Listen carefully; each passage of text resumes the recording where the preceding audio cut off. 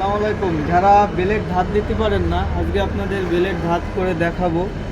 তা যারা শিক্ষামূলক ভিডিও আমাদের কাছে চেয়ে থাকেন, আজকে বেলেট ধার দিয়ে আপনাদের কিভাবে দিতে হয় দেখাবো। যারা গ্রাইন্ডিং মেশিন চালাতে পারেন তারা এই মেশিনটা ধার কিভাবে দিতে হবে সেটা দেখাবো।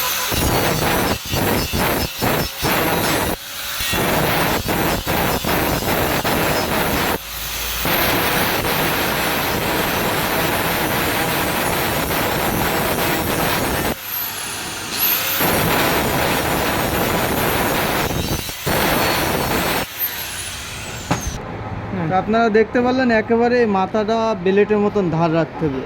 এটা আপনার ধার ঠিক থাকলে কাটিং ভালো হবে।